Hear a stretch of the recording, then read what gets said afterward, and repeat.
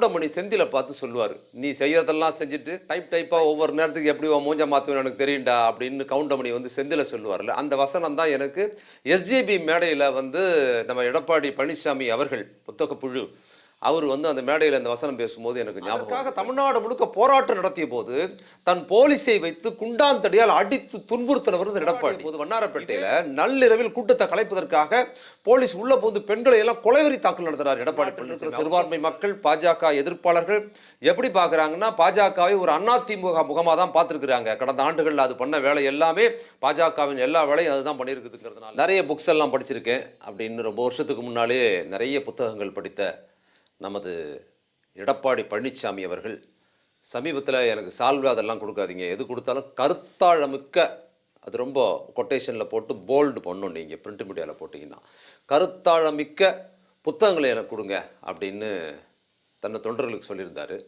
அந்த கருத்தாழமிக்க புத்தக புழுவான நம்ம எடப்பாடி பழனிசாமி அவர்கள் சமீபத்தில் அவர் வந்து என்ன பண்ணியிருக்கிறாரு, அவர் ஒரு பேர் வச்சிருக்கிறார் ஒரு கட்சிக்கு. ஏற்கனவே வைக்கப்பட்ட பேர் இருக்கும்போது அவர் புதுசாக பேர் வச்சிருக்கிறாரு. நம்ம படிப்பாளியான அவர் என்ன பேருன்னா எஸ்பிபி கட்சி அப்படின்னு. புத்தகத்தை பார்த்து தான் படிக்கிறார், புக்கு இல்லை, அந்த எழுதி வச்சதை பார்த்து தான் படிக்கிறாரு. படிக்கும் போதே எஸ்பிபி கட்சி அப்படின்னு படித்தார். அதுக்கப்புறம் அவர் திருத்திக்கிட்டார்.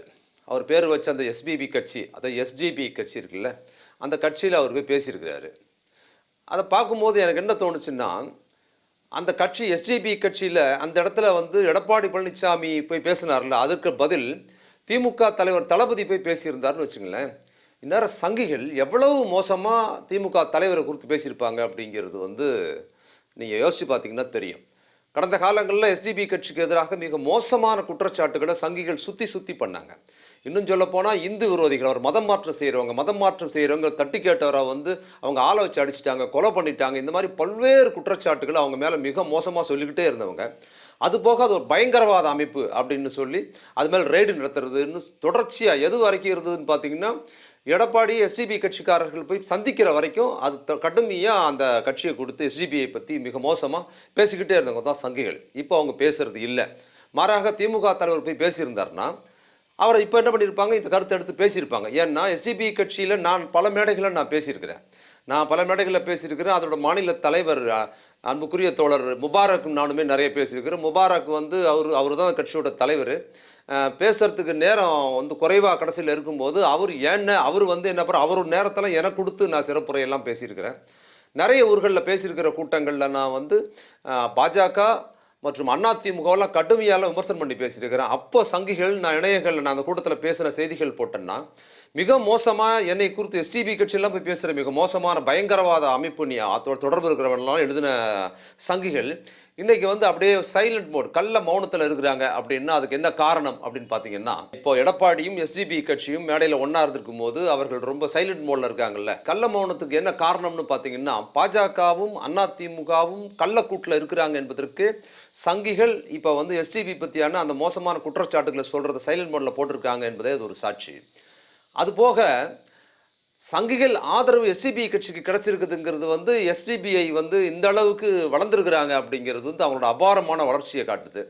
போகிற போக்க பார்த்தா அயோத்தியில் நடக்கிற ராமர் கோயில் திறப்பு விழாவுக்கு கூட எஸ்டிபி கட்சிக்கு அழைப்பு வரும் போல தெரியுது. எப்படி இருந்தாலும் வாழ்த்துக்கள். இதில் முக்கியமான ஒரு விஷயத்த சொல்லணும்.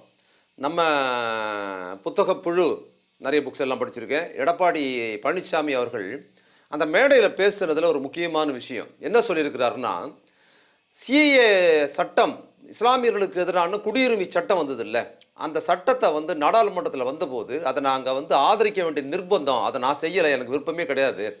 மாறா எங்கள் கூட்டணியில் எங்கள் கூட இருந்த ஒருத்தர் அவர்னால தான் அதை நான் ஆதரிச்சேன்னு மறைமுகமாக யாரை சொல்கிறாருன்னா ஓபிஎஸ் சொல்கிறார். ஓபிஎஸ் இல்லைன்னு சொல்ல முடியாது, அவரும் சேர்ந்து தான். ஆனால் ஓபிஎஸ்னால தான் அதை நான் செஞ்சேன் அப்படின்னு இவர் அந்த மேடையில் போன ஒன்று சொல்கிறாரு.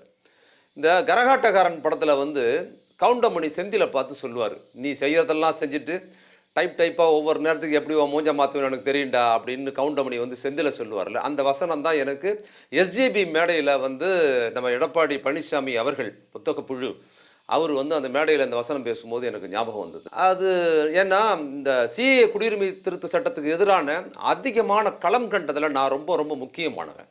இஸ்லாமிய கட்சிகளின் மேடைகளில் மட்டுமல்ல, கட்சி சாராத இஸ்லாமிய ஜமாத் அமைப்புகளில் தமிழகம் முழுக்க பல கூட்டங்கள்ல, நூற்றுக்கணக்கான கூட்டங்கள்ல நான் தான் அதிகம் பேசியிருக்கிறேன். அத கண்டிச்சு அதிகம் பேசியிருக்கிறேன். என் மேல நெறைய வழக்குகள் அப்ப போட்டாங்க.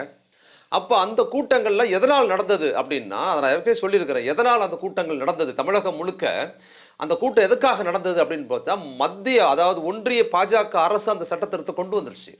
கொண்டு வந்த அந்த சட்ட திருத்தத்துக்கு என்ன எதிர்ப்பு தெரிவித்து நாங்க அத ஒன்றிய அரசு பாஜக அரச வந்து திருத்த முடியாதுன்னு எங்களுக்கு தெரியும். அத திருத்துறது நம்ம நடத்துற போராட்டத்துல அது மாறும்ங்கிறதுக்காகலாம் அந்த போராட்டத்த நடத்தல.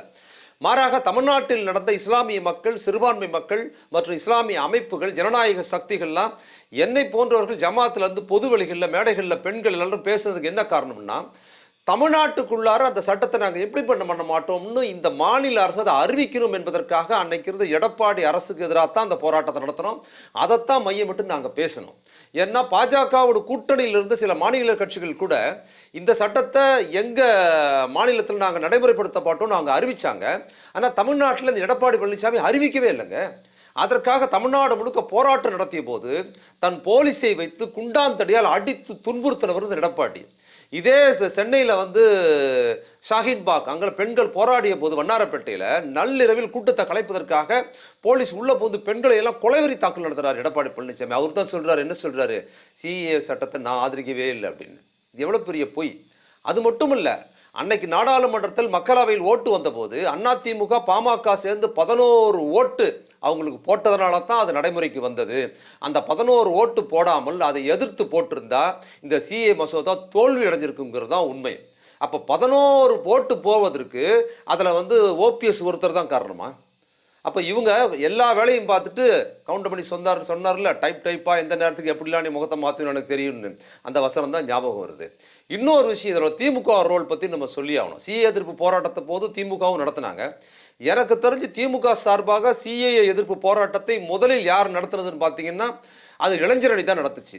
இளைஞரணியோட செயலாளராக இருக்கிற உதயநிதி ஸ்டாலின் தான் என்ன பண்ணார், முதல்ல சைதாப்பேட்டையில பிரம்மாண்டமான ஒரு ஆர்ப்பாட்டத்தை நடத்தினாரு. அதற்கு பிற்பாடு இந்த சட்டத்தை அகற்றணும்னு தொடர்ந்து போராடினாங்க.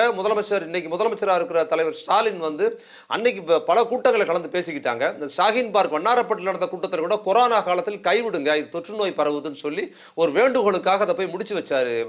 தொற்று நோய் மக்களுக்கு வந்துடக்கூடாது என்பதற்கு. அப்போ கூட சொன்னாரு, நாம இதை ஆட்சிக்கு வந்தோம்னா நிச்சயம் இதை நாங்கள் அகற்றுவோம்னு சொன்னாரு. அதே போல் ஆட்சிக்கு வந்தவொன்னு அந்த கேஸை வந்து என்ன பண்ணாரு, தமிழ்நாட்டில் வராதுன்னு சொன்னது மட்டுமல்ல, எங்களை போன்றவர்கள் மேல ஏராளமான வழக்குகள் போட்டதெல்லாம் அவர் வாபஸ் வாங்கினார்.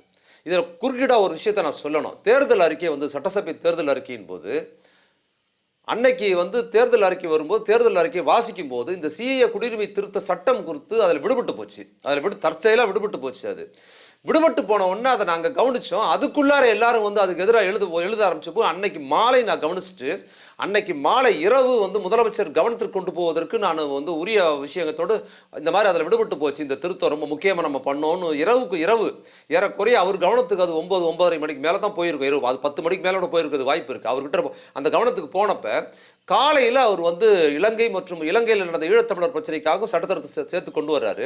அந்த சட்ட திருத்தத்தின் போது இரவு என்னை போன்ற ஒரு சாமானியர்கள் அவங்க கவனத்துக்கு கொண்டு போன போது காலையில் வந்து அந்த தேர்தல் அறிக்கையை வந்து திருத்தம் கொண்டு வாசிக்கும் போது இந்த சிஏ குடியுரிமை திருத்த சட்டத்தை வந்து நாங்கள் நடைமுறைப்படுத்த மாட்டோம், நம்ம வந்தோம்னா அதை அப்புறப்படுத்துவோம்னு சொல்லி அவர் அறிவிச்சாருங்கிறது இன்னொரு சிறப்பு தகவல்.